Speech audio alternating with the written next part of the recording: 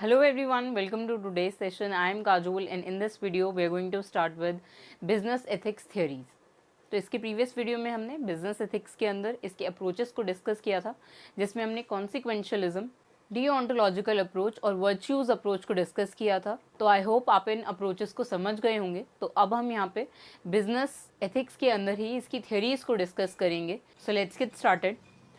तो अब यहाँ पे बिजनेस एथिक्स थ्योरीज के अंदर ऐसी 4 थ्योरीज हैं जो हमें यहाँ पर डिस्कस करनी है. फर्स्ट है यहाँ पर utilitarianism, then right theory, then justice theory and then Kant's theory.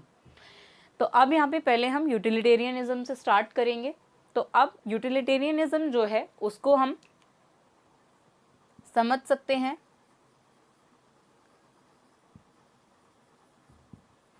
Consequentialism से ही, जिसको हम पहले डिस्कस कर चुके हैं, जिसमें हमने यहाँ पर एक कोट देखा था, ends justify the means.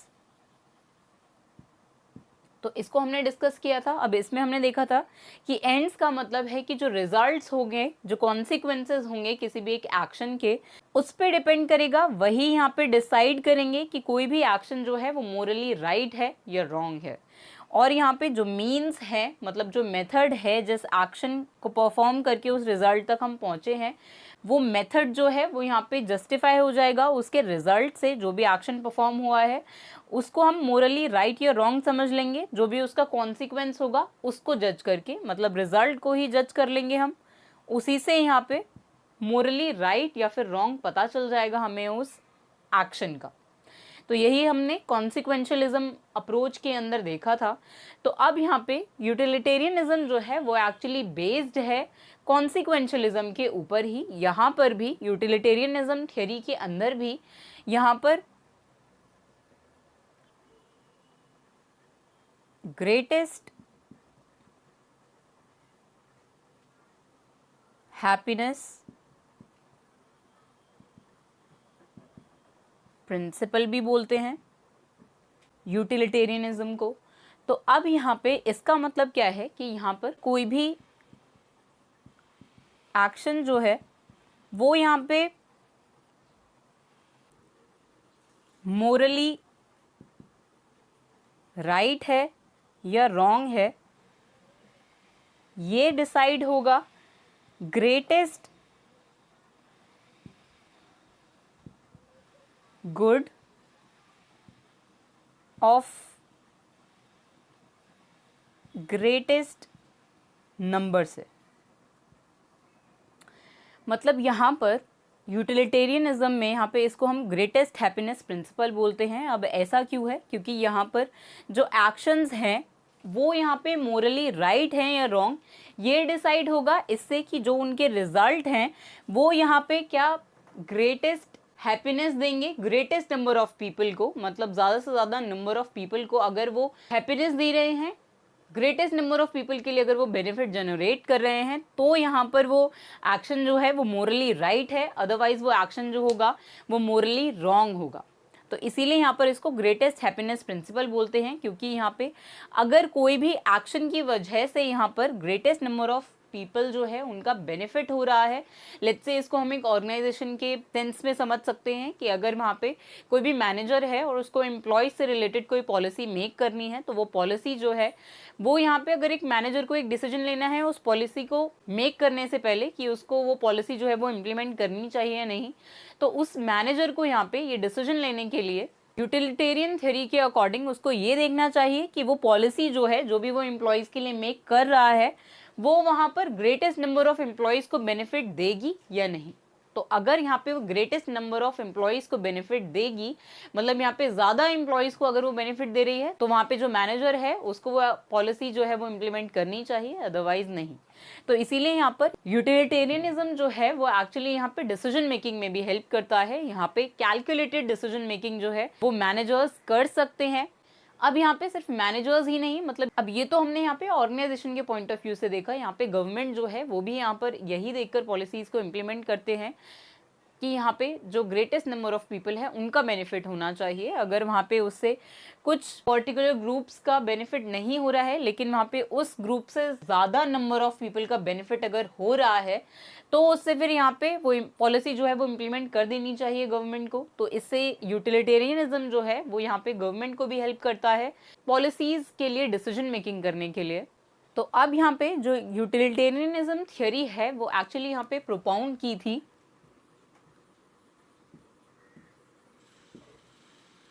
John Stuart Mill and Jeremy Bentham ने।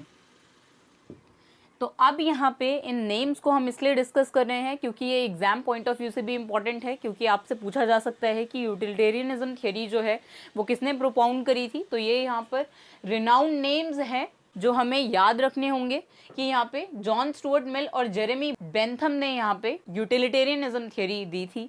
तो अब यहाँ पे जेरेमी बेंथम ने ही यहाँ पर यूटिलिटेरियनिज्म में बोला था कि यहाँ पर the greatest good for the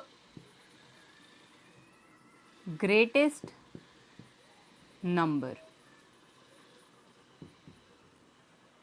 तो जैसे हमने डिस्कस किया था कॉन्सिक्वेंशलिज्म अप्रोच के अंदर कि यहाँ पे ends justify the means he यहाँ पर कॉन्सिक्वेंशलिज्म को डिफाइन करता है, वैसे ही यहाँ पर यूटिलिटेरियनिज्म थियरी को यहाँ पर ये quote the greatest good for the greatest number जो कि यहाँ पे जेरेमी बेंथम ने दी थी वो यहाँ पे इसको डिफाइन करती है, जो हमने पहले डिस्कस किया यहाँ पर कि यहाँ पे अगर किसी भी एक्शन का जो हमें मोरली राइट एंड रॉन्ग देखना है तो हम उसको कैसे जज कर पाएंगे कि यहाँ पे उस एक्शन का जो रिजल्ट है वो एक्चुअली यहाँ पे ग्रेटेस्ट गुड प्रोवाइड करना चाहिए उसको ग्रेटेस्ट नंबर के लिए।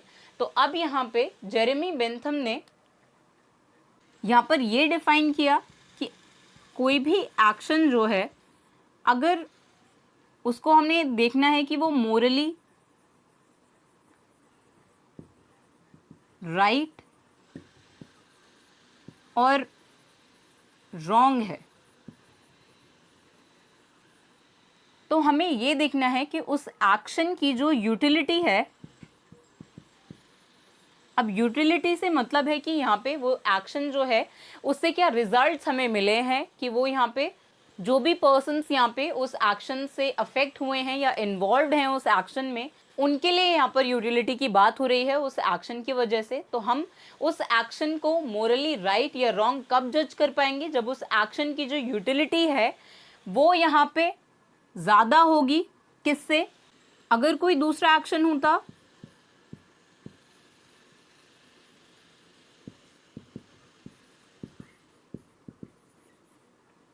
उसकी जो यूटिलिटी होती उससे, मतलब वो जो एक्शन है उसकी जो यूटिलिटी है वो यहाँ पे ज़्यादा होनी चाहिए अगर कोई दूसरा एक्शन होता उसकी यूटिलिटी से। तो अब जो भी एक्शन से ज़्यादा यूटिलिटी प्रोवाइड होगी तो उससे उसी एक्शन को हम यहाँ पे मोरली राइट मानेंगे, इसीलिए यहाँ पर इसको यूटिलिटेरियन थ्योरी बोलते हैं। तो इसीलिए यहाँ पे यूटिलिटी से ही डिसाइड हो जाएगा कि वो एक्शन जो है वो मोरली राइट था या फिर रॉन्ग। तो अब यहाँ पे इस थ्योरी के अंदर ऐसा बोला गया कि जो लाइफ का अल्टीमेट गोल है वो यहाँ पे बैलेंस मेक करना है बिटवीन प्लेजर एंड पेन। तो अब यहाँ पे प्लेजर से क्या मतलब है, प्लेजर का मतलब है यहाँ पे सैटिस्फैक्शन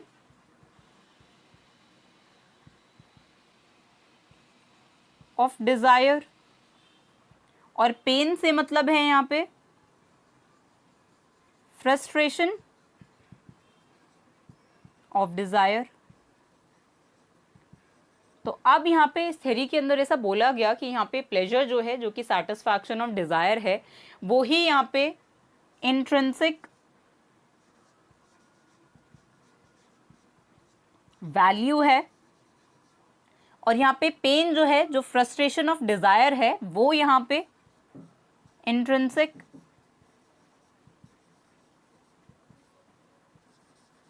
डिसवैल्यू है। तो अब यहाँ पे इन्हीं दोनों चीजों के बीच में बैलेंस मेक करना होता है, और जिस एक्शन की वजह से यहाँ पे इन दोनों चीजों के बीच में बैलेंस मेक हो रहा है, उसी को हम यहाँ पे राइट एक्शन बोल सकते हैं। वही एक्शन जो है यहाँ पे वो मोरली राइट होगा।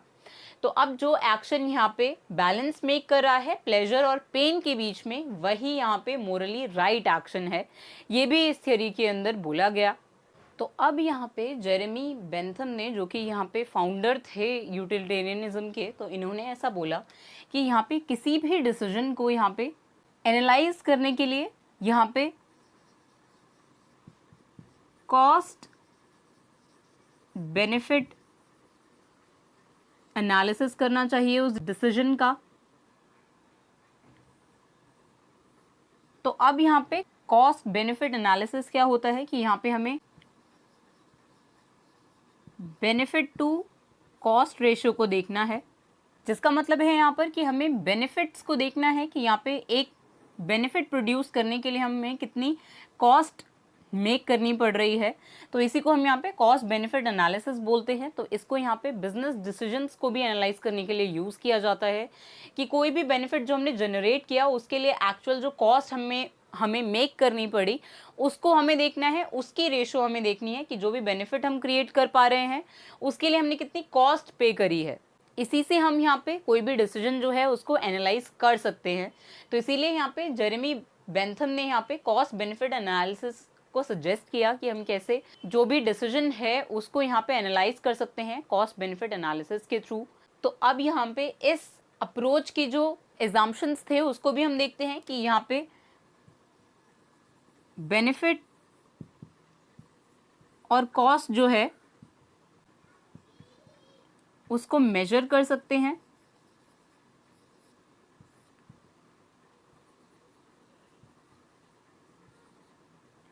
और यहाँ पे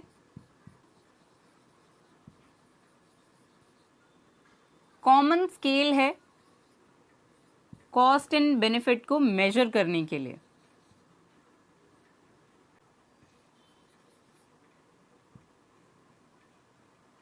तो अब ये जो अप्रोच हमने देखी यहाँ पर जो जेरेमी बेंथम ने दिया कि यहाँ पे कॉस्ट बेनिफिट एनालिसिस का यूज़ करके हम डिसीजंस को एनालाइज कर सकते हैं। तो यहाँ पे इसकी एग्जाम्पशन थी कि हम यहाँ पे बेनिफिट और कॉस्ट को यहाँ पे मेजर कर पाएंगे, और यहाँ पे कॉमन स्केल होगा कॉस्ट और बेनिफिट को मेजर करने के लिए। तभी हम यहाँ पे ये डिसाइड कर पाएंगे कि जो हमारा डिसीजन है वो करेक्ट है, मोरली राइट है या नहीं। तो जो हमने यहाँ पे ग्रेटेस्ट गुड देखा वो यहाँ पे बेनिफिट से ही उसका मतलब है कि यहाँ पे ग्रेटेस्ट बेनिफिट होना चाहिए और यहाँ पे विद मिनिमम कॉस्ट होनी चाहिए। तो इसी पे यहाँ पे यूटिलिटेरियनिज्म थ्योरी जो है वो बेस्ड थी। तो अब यहाँ पे हम इस थ्योरी के एडवांटेजेस को डिस्कस करते हैं। तो यहाँ पे जैसे हमने डिस्कस किया, जो भी बिजनेस डिसीजंस हैं, मतलब डिसीजन मेकिंग अगर मैनेजर्स को करनी है तो वो यहाँ पे यूटिलिटेरियनिज्म थ्योरी का यूज़ करके कर सकते हैं। तो अब यहाँ पे हम उसी को देखेंगे कि यहाँ पे कौन से वेज सजेस्ट किए थे जेरेमी बेंथम और जॉन स्टुअर्ट मिल ने, जिससे यहाँ पे डिसीजन मेकिंग में हेल्प हो सकती है। जिन पॉइंट्स को यहाँ पे ध्यान में रखना होता है जो भी पर्सन यहाँ पे डिसीजन मेकिंग कर रहा होगा उसको, तो उन पॉइंट्स को हम यहाँ पे डिस्कस करेंगे, जिनमें से फर्स्ट है यहाँ पे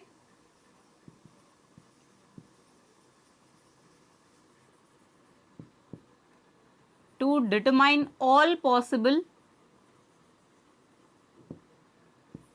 ऑल्टरनेटिव्स। तो अब यहाँ पे जो भी पॉसिबल ऑल्टरनेटिव्स होंगे, जैसे अब कोई एक पर्टिकुलर एक्शन है,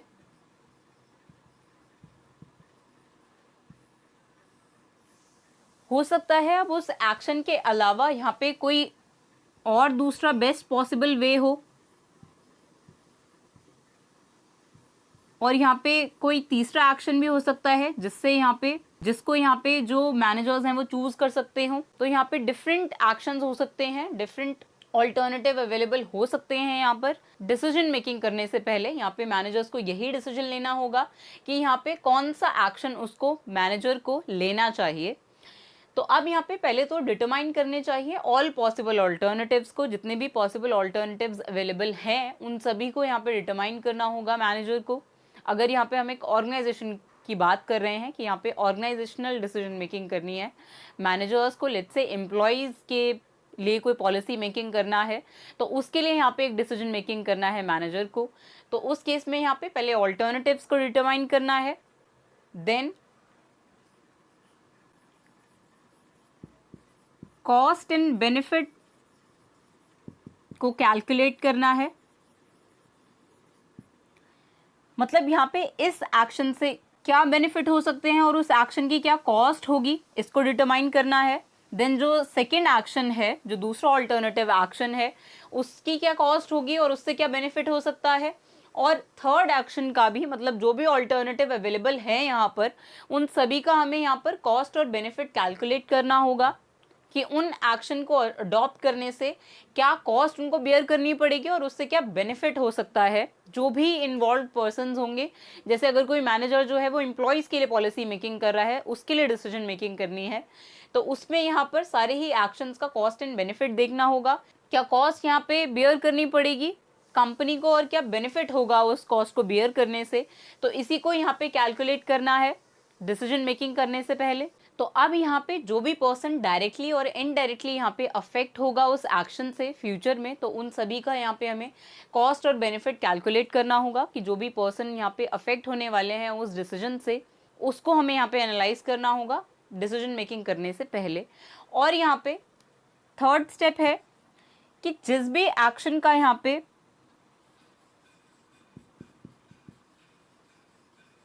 मैक्सिमम यूटिलिटी होगी उसी ऑल्टरनेटिव को यहाँ पे चूज करना है। जिस भी एक्शन से मैक्सिमम यूटिलिटी जो है वो जनरेट हो रही है, वही एक्शन जो है उसको परफॉर्म करना है मैनेजर्स को। तो जैसे हमने देखा था यूटिलिटी के केस में भी, तो जैसे हमने देखा था कि यहाँ पे हम यूटिलिटी से ही जज करते हैं एक्शंस को। अब जैसे हमने प्रीवियस एग्जाम्पल में देखा था, यहाँ पे हमें वही एक्शन चूज करना है जिससे यहाँ पे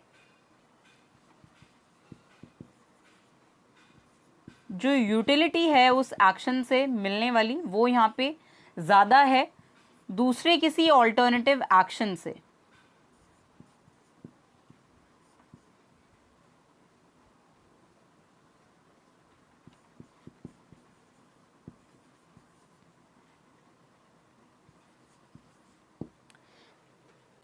तो इसीलिए यहाँ पर जो जिस भी एक्शन से यहाँ पे मैक्सिमम यूटिलिटी जनरेट होगी उसी एक्शन को यहाँ पे चूज करना है। तो इसीलिए हमने देखा कि यहाँ पे यूटिलिटेरियन थ्योरी जो है वो यहाँ पे हेल्प करती है डिसीजन मेकिंग करने में। तो अब हम यहाँ पे यूटिलिटेरियनिज्म थ्योरी की ही एडवांटेजेस को देखेंगे। तो अब यहाँ पे इस थ्योरी की एडवांटेज है कि ये हेल्प करती है डिसीजन मेकिंग में।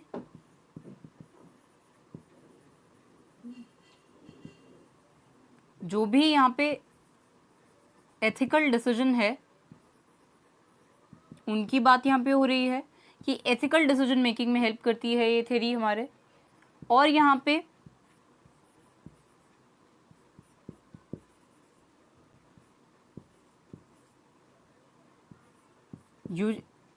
यूटिलिटी को मैक्सिमाइज करने की बात होती है और कॉस्ट को मिनिमाइज करने की। तो यहाँ पे इन्वेस्टमेंट डिसीजन मेकिंग में,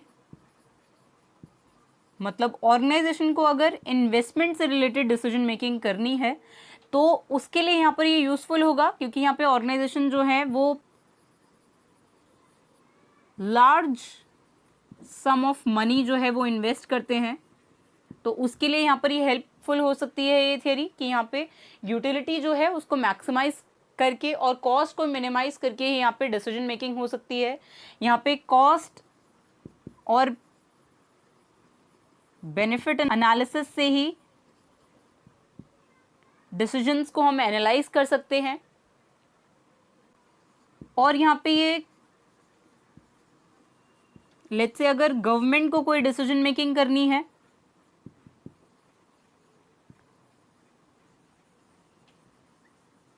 जो भी गवर्नमेंट पॉलिसीज हैं उनको लेकर, तो उसके लिए भी यहाँ पर यूटिलिटेरियन थ्योरी जो है वो यहाँ पे हेल्पफुल होती है। तो यही यहाँ पर यूटिलिटेरियन थ्योरी की एडवांटेजेस हैं।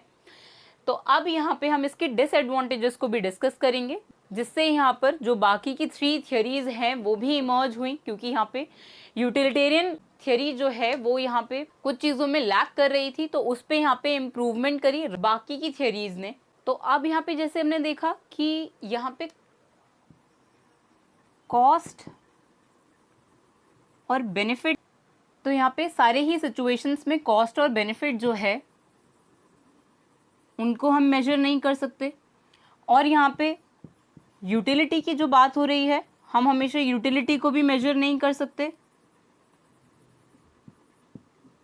और यहाँ पे हमने ये देखा था कि कॉस्ट एंड बेनिफिट के लिए हमें यहाँ पर एक स्केल को यूज करना होगा, एक कॉमन स्केल को यूज करना होगा। तो वो स्केल जो है वो क्या होगा यहाँ पर कॉस्ट और बेनिफिट को मेजर करने के लिए, तो उसका आंसर हमें यहाँ पर इस थ्योरी से नहीं मिलता। तो यही यहाँ पर यूटिलिटेरियन थ्योरी के लिमिटेशंस थे। तो आई होप आपको यहाँ पे यूटिलिटेरियनिज्म थ्योरी जो है वो समझ में आ गई होगी।